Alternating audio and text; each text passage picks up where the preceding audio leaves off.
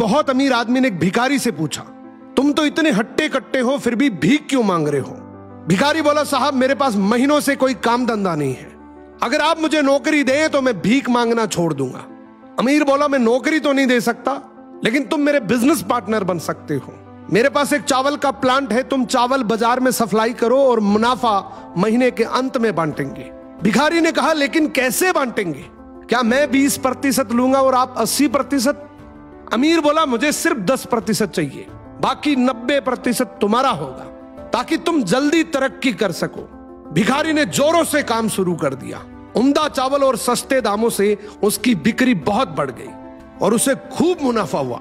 लेकिन जब मुनाफा बांटने का समय आया तो भिखारी ने सोचा, सारी मेहनत तो मैंने की है, तो अब अमीर आदमी को 10% क्यों दूं?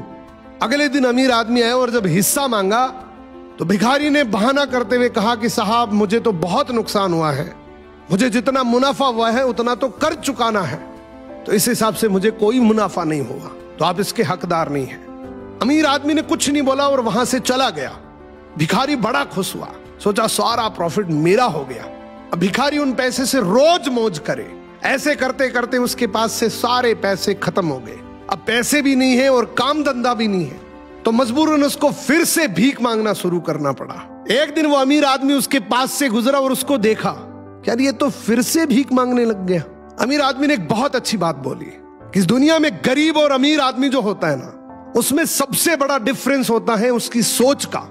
एक रिच माइंडसेट हमेशा ये सोचता है कि मुझे भी प्रॉफिट हो जाए और मेरे साथ जो काम कर रहे हैं उनको भी प्रॉफिट हो जाए, लेकिन एक पुअर माइंडसेट हमेशा ये सोचता है कि जो भी प्रॉफिट हो सिर्फ मुझे ही हो।